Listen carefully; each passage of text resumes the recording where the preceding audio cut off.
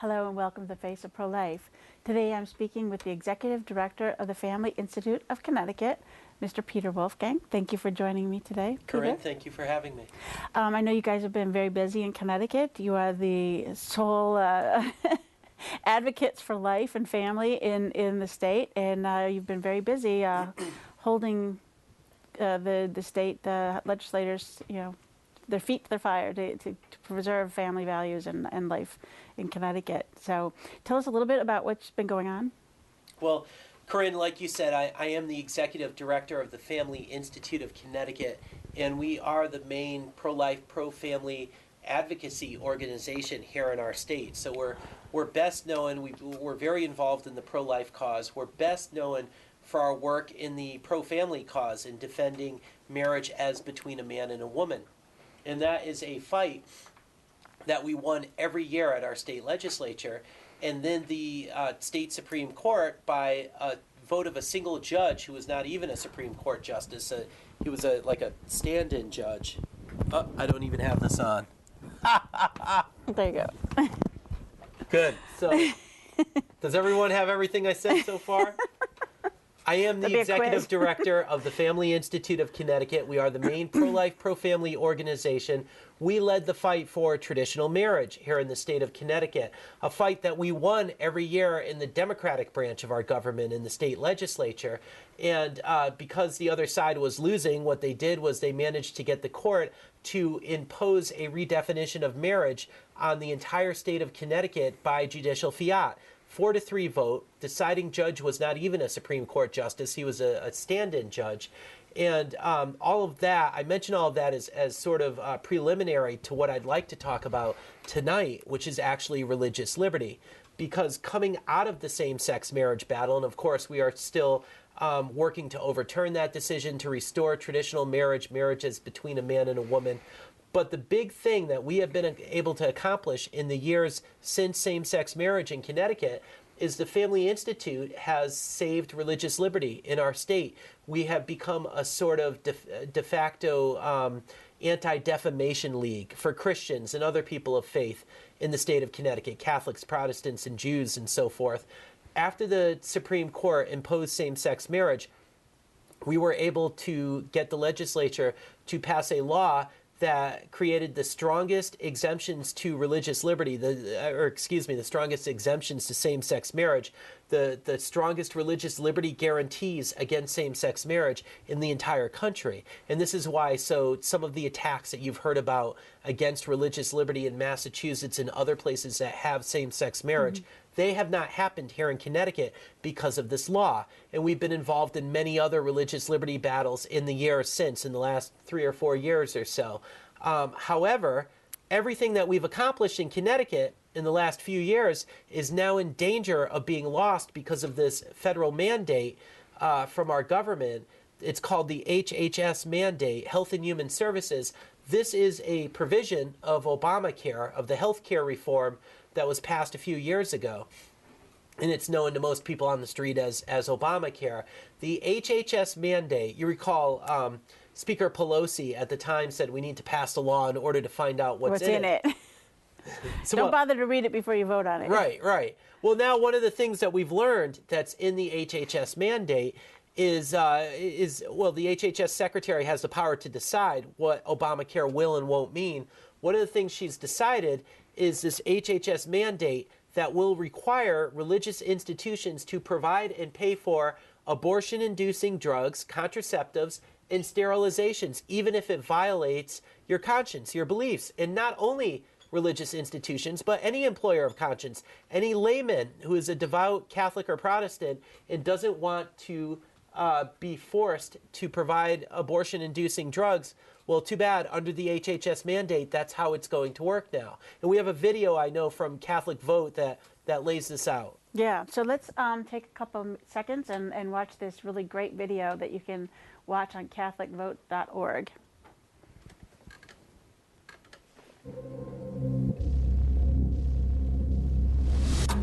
We didn't pick this fight. It was imposed upon us, but we're not going to run from it.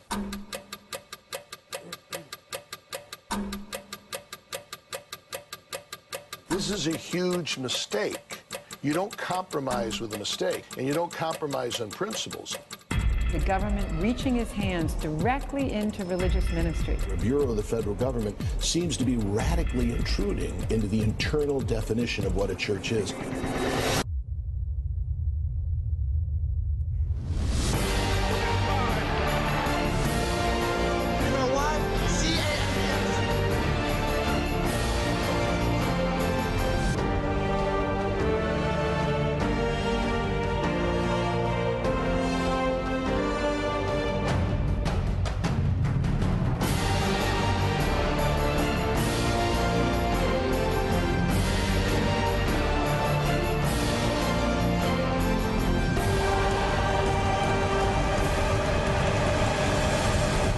Give to you assurance that the people of the United States will not stand by.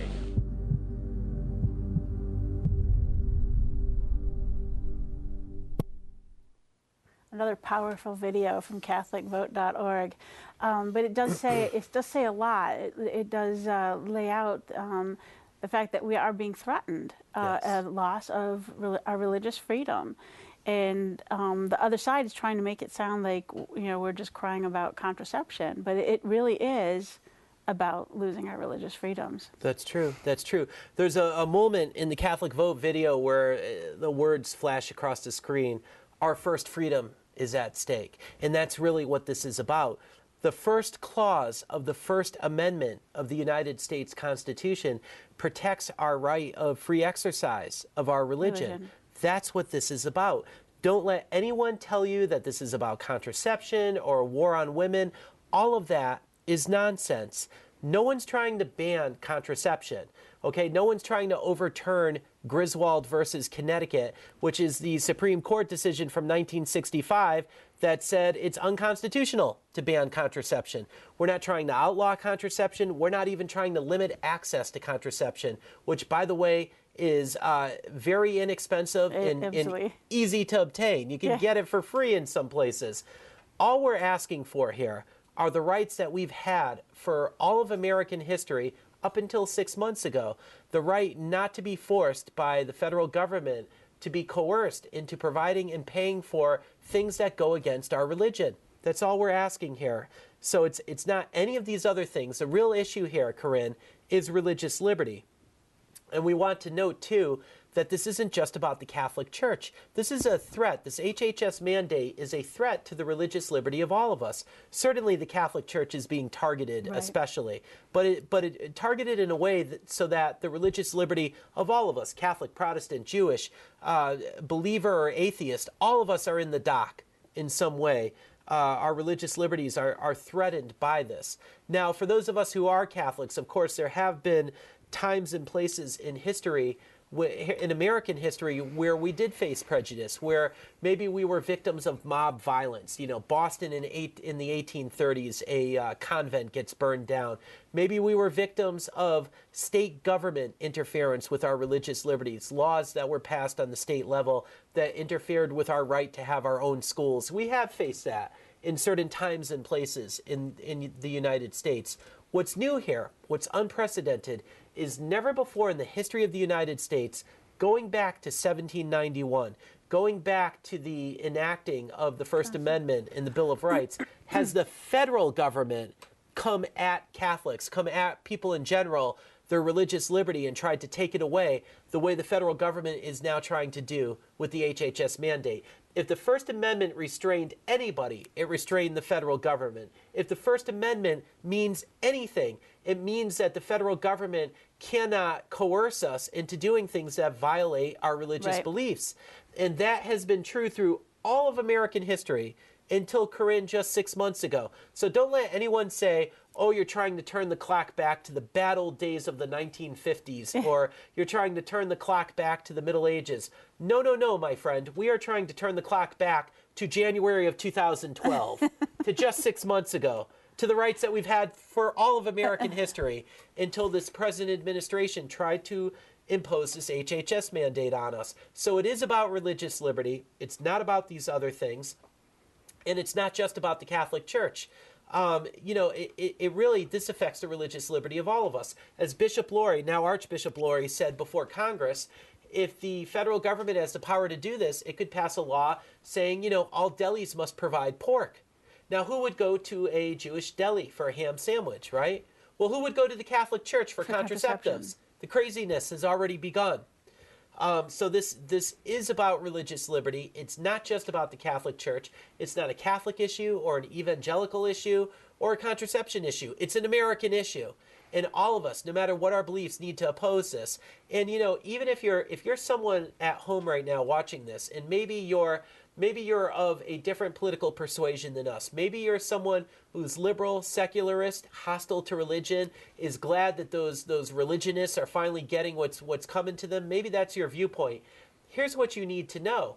Your liberties are threatened too, because if the president has this incredible power to do this to us, then another president coming in maybe this election or the election after it or another election, if another president down the road coming in with a different set of politics has the same power, he can do it to you, my friend. Yeah. So this isn't about Democrat versus Republican. This isn't pro-Obama versus anti-Obama, and it's not Catholic or Protestant or what have you. It's not even conservative versus liberal. This is American. This is about one of our foundational principles, the right to religious liberty, the right to be left alone by the government in the free exercise, not merely the right to worship, as the government's trying to shrink religious liberty down to, but the much more robust, what our founding fathers wrote was the right of free exercise of our religion. Our founding fathers knew that religious faith it's an entire worldview. It's community forming. Right. It's not just something that you do in your church on Sunday morning.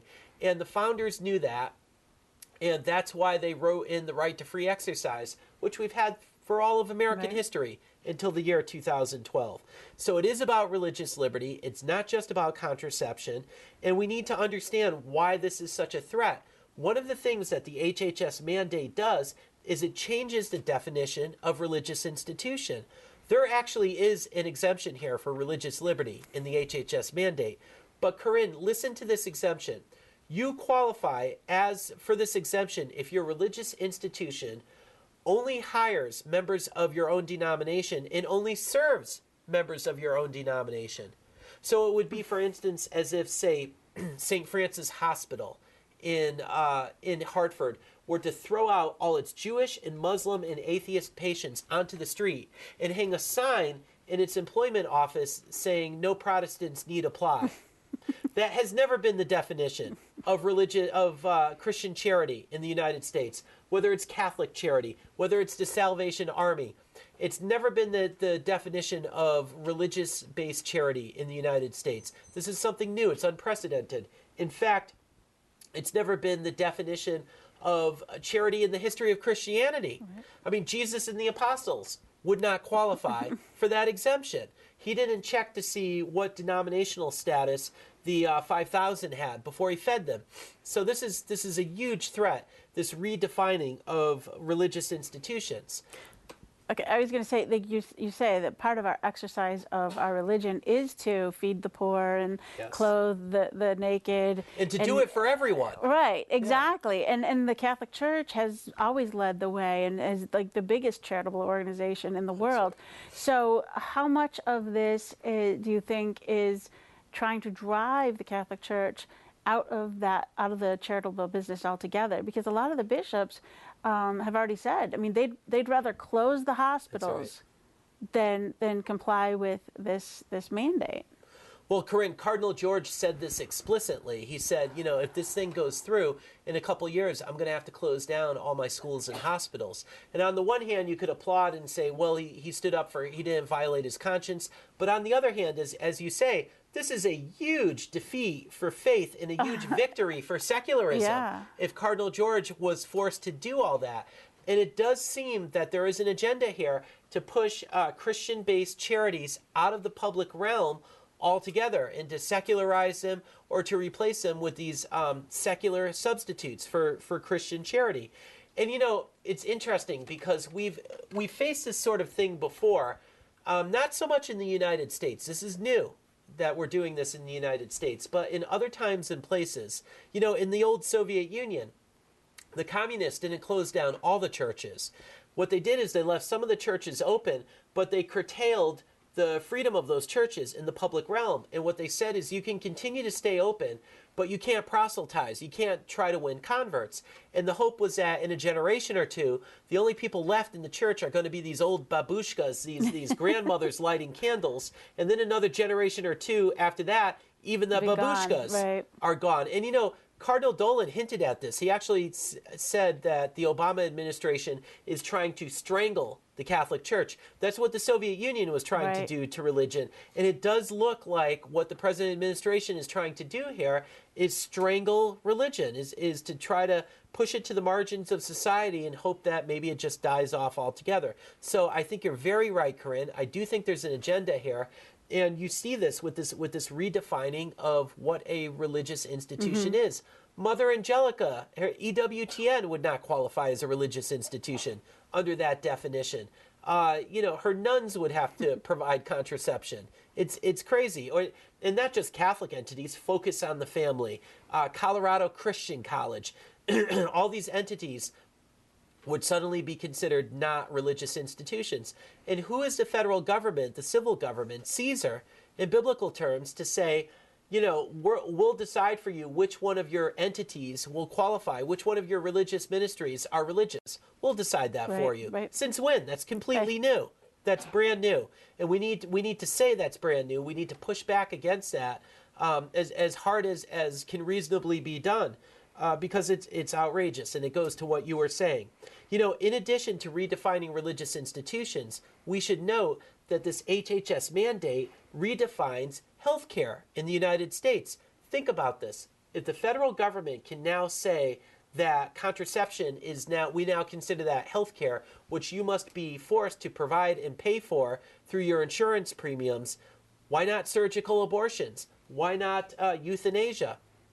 There's no logical stopping point. So we think this is giving incredible power to the government, and these other things probably are coming down at some point. The thing that bothers me the most about this is, like, we say it's not about contraception, but on their side it is about contraception. And what is it about contraception that is so bloody important? I mean, I don't see a mandate saying that all diabetic medicines have to be covered and, you know, given free, no copay, nothing. I don't see any, you know, Alzheimer's, nothing. It's only contraception, sterilization, all this that has to be covered and has to be free. Why is it that's the so important? Well, and you know what's interesting here too, like we said, contraception is very easy to get. If contraception is so important to you, if that's the only thing here, there are other ways to try to get contraception to people without having to violate religious liberty. This seems to be a direct attack on the Catholic Church. Like we said, it affects the religious liberty of all of us, but it does seem that the Catholic Church is being deliberately targeted here because we are the only major institution in society that opposes contraception. So it's not enough that you have Griswold versus Connecticut back in 1965. It's not enough that, I mean, contraceptives are practically growing on trees in this country. You can't even walk through the grocery store. It's disgusting. And that's not enough. It has to be done that the Catholic Church, the one entity in society that doesn't like this, that considers it immoral, that entity must be forced to be complicit in this. There's a really very evil agenda at play here. So yeah, no, I agree with you on that. It's a huge slippery slope. Yeah, and you know, and this goes to your point too, to several of the points that you made. There are few laws in the United States where the penalty for violating that law is as high as it is with the HHS mandate. There are huge fines involved if you refuse to comply with this law. It is estimated that Notre Dame University alone will have to pay about $10 million a year if they refuse to comply with this law. So, you know, there does seem to be an agenda here of pushing religious influence out of the public sphere altogether. You know, the thing that blows my mind the most is that, you know, the left is always talking about choice, and we need to have choice. And this whole mandate is basically putting together a package that everybody has to be force-fed. You know, what they're trying to do is, like in Connecticut, is that all of these things, this has to be covered. You can't buy health insurance like you can buy car insurance. Yeah. You know, if I want to take a risk and you know, not have certain things on my car insurance and have a higher deductible or whatever, you know, I can do that. But what they're saying is that everybody's got to have the Cadillac insurance, and everybody's got to pay for it, and that's supposed to drive costs down? It's crazy. No, there's clearly other agendas at play here. And, you know, we should note, too, I mentioned as a hypothetical that the government down the line could say, okay, we've decided that surgical abortions are health care that you must provide. This has actually already begun to some extent here in Connecticut. Sure. In addition to learning that the HHS secretary gets to force this on us, another thing we've learned is that each of the 50 states individually gets to decide what will be considered essential health benefits under Obamacare that all of us in a particular state have to provide. And lo and behold, here in the state of Connecticut, an arm of our state government just recently, or an advisory committee to an arm of a state government, so you can see it's begun. But there was just a decision recently that surgical abortions are to be considered essential health benefits that all of us in Connecticut must provide and pay for through our health insurance premiums. Now, that still has a ways to go. It's not a done deal yet. Family Institute of Connecticut will fight it. But people need to know that this just came down. It's not making healthcare any cheaper. It's just adding more and more responsibility. And Yeah.